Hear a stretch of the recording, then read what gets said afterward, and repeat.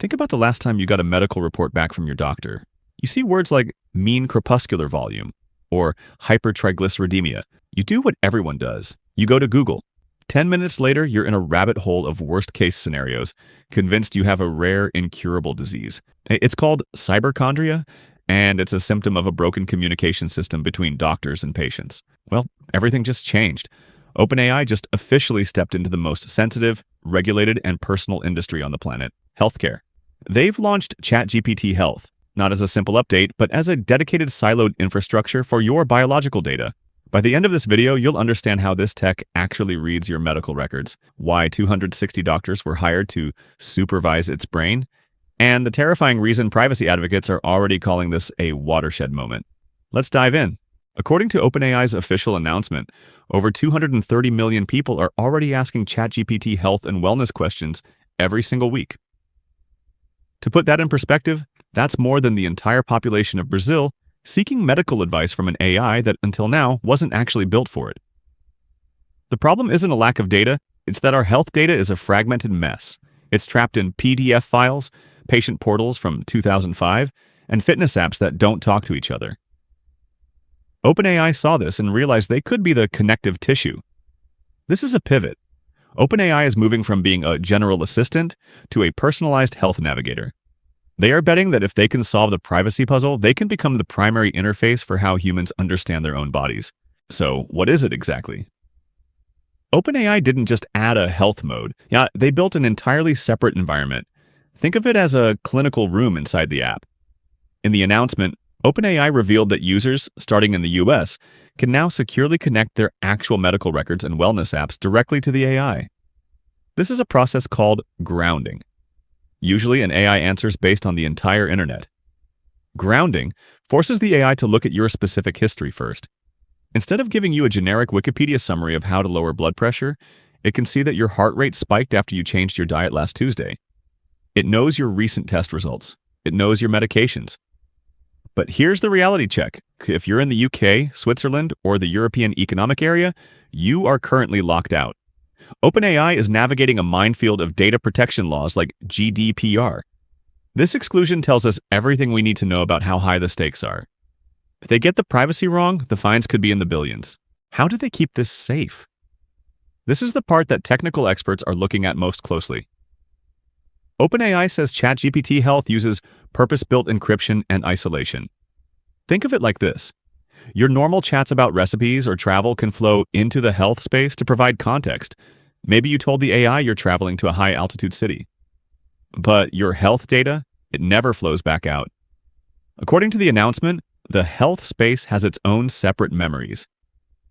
This is the big one. Usually, your data is the fuel OpenAI uses to train future models. But for ChatGPT Health, they've disabled this. Your medical records aren't being used to teach GPT-5.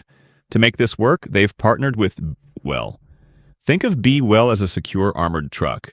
They are the largest network of connected health data in the US, and they act as the middleman that fetches your records from your doctor's portal and delivers them to the AI without anyone else peeking inside. Here's the part that surprised me. This wasn't built by just engineers. Over the last 2 years, OpenAI worked with more than 260 physicians across 60 different countries. We're talking specialists in everything from cardiology to mental health. These doctors provided over 600,000 points of feedback. They weren't just checking if the AI was right. They were checking for clinical nuance. They taught the model how to communicate without oversimplifying and, more importantly, how to prioritize safety. OpenAI calls the evaluation framework HealthBench. Instead of an AI taking a multiple-choice medical exam, HealthBench uses physician-written rubrics to judge if the AI's advice is actually helpful in a real-world clinic setting. It's about appropriate escalation, knowing when to say relax and when to say go to the emergency room now. What does this look like for you? Let's get tangible. One of the most boring but revolutionary features is insurance navigation. OpenAI mentions that the AI can help you understand the trade-offs between different insurance options based on your actual healthcare patterns from the previous year. It's an AI that actually understands your copays. Or think about wearables. If you use a Whoop, an Aura Ring, or an Apple Watch, you're sitting on a mountain of data that you probably don't know how to read. ChatGPT Health can act as a translator. You can ask, my resting heart rate has been 5 beats higher this week. Does my recent blood work explain why? It also helps you prep for a 15-minute appointment. You can ask the AI to summarize my last 3 months of symptoms into 3 bullet points my doctor can read quickly. You're moving from being a passive patient to an informed partner. But we have to look at the dark side. Because in medicine, mostly right isn't good enough. Andrew Crawford from the Center for Democracy and Technology has sounded the alarm. He points out that while OpenAI has built these vaults, the temptation to use this data is massive. As OpenAI looks toward advertising as a business model, how airtight is that vault really? If the AI knows you have high blood pressure, will you start seeing ads for blood pressure meds on other platforms? Then there's the hallucination problem. LLMs are pattern finders, not truth tellers. If the AI misinterprets a decimal point on a lab result, it could give advice that is literally life-threatening. Max Sinclair, a tech CEO, called this a watershed moment for retail. It means AI is now influencing what you buy to treat your body. That is an incredible amount of power for one company to hold. ChatGPT Health represents a fundamental shift in our relationship with our own bodies.